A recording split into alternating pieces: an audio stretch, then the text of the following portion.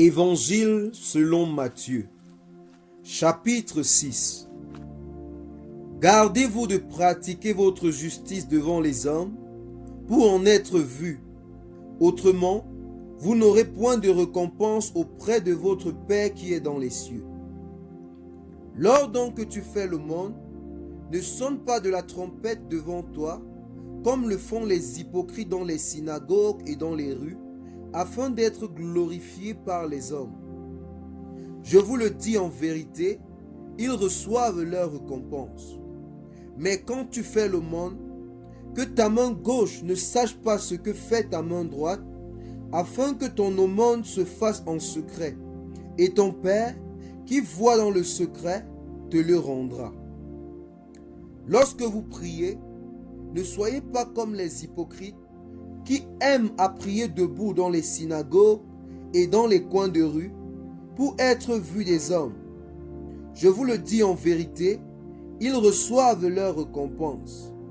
Mais quand tu pries, entre dans ta chambre, ferme la porte et prie ton Père qui est dans le lieu secret, et ton Père qui voit dans le secret te le rendra. En priant, ne multipliez pas de vaines paroles, comme le font les païens, qui s'imaginent qu'à force de paroles, ils seront exaucés. Ne leur ressemblez pas, car votre Père sait de quoi vous avez besoin avant que vous le lui demandiez. Voici donc comment vous devez prier. Notre Père qui es aux cieux, que ton nom soit sanctifié, que ton règne vienne, que ta volonté soit faite sur la terre comme au ciel. Donne-nous aujourd'hui notre pain quotidien. Pardonne-nous nos offenses, comme nous pardonnons à ceux qui nous ont offensés. Ne nous induis pas en tentation, mais délivre-nous du malin. Car c'est à toi qu'appartiennent, dans tous les siècles, le règne, la puissance et la gloire. Amen. Si vous pardonnez aux hommes leurs offenses, votre Père céleste vous pardonnera aussi. Mais si vous ne pardonnez pas aux hommes, votre Père céleste ne vous pardonnera pas non plus vos offenses. Lorsque vous jeûnez, ne prenez pas un air triste, comme le font les hypocrites, qui se rendent le visage tout défait pour montrer aux hommes qu'ils jeûnent. Je vous le dis en vérité, ils reçoivent leur récompense. Mais quand tu jeûnes, parfume ta tête et lave ton visage, afin de ne pas montrer aux hommes que tu jeûnes, mais à ton Père qui est dans le lieu secret, et ton Père qui voit dans le secret te le rendra.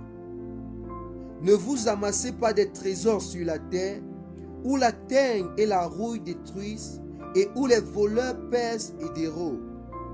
Mais amassez-vous des trésors dans le ciel, où la teigne et la rouille ne détruisent point, et où les voleurs ne percent ni ne dérobent. Car là où est ton trésor, là aussi sera ton cœur. L'œil est la lampe du corps.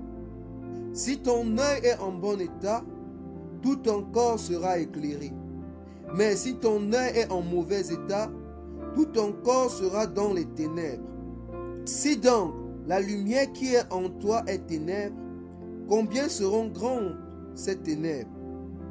Nul ne peut servir deux maîtres, car ou il haïra l'un et aimera l'autre, ou il s'attachera à l'un et méprisera l'autre. Vous ne pouvez servir Dieu et Mammon. C'est pourquoi je vous dis, ne vous inquiétez pas pour votre vie, de ce que vous mangerez, ni pour votre corps, de ce que vous serez vêtus. La vie n'est-elle pas plus que la nourriture, et le corps plus que le vêtement? Regardez les oiseaux du ciel. Ils ne sèment ni ne moissonnent. Ils n'amassent rien dans les greniers, et votre Père céleste les nourrit. Ne valez-vous pas beaucoup plus qu'eux? Qui de vous, par ses inquiétudes, peut ajouter une coudée à la durée de sa vie? Et pourquoi vous inquiétez au sujet du vêtement? Considérez comment croissent les lits des champs. Ils ne travaillent ni ne filent. Cependant, je vous dis que Salomon même, dans toute sa gloire, n'a pas été vêtu comme l'un d'eux. Si Dieu revêt ainsi l'herbe des champs, qui existe aujourd'hui, qui demain sera jetée au four, ne vous vêtira-t-il pas, à plus forte raison, gens de peu de foi? Ne vous inquiétez donc point, et ne dites pas, que mangerons-nous? Que boirons-nous? De quoi serons-nous vêtus? Car toutes ces choses, ce sont les païens qui les recherchent. Votre Père céleste sait de quoi vous avez besoin. Cherchez premièrement le royaume et la justice de Dieu, et toutes ces choses vous seront données par-dessus tout. Ne vous inquiétez donc pas du lendemain, car le lendemain aura soin de lui-même. À chaque jour suffit sa peine.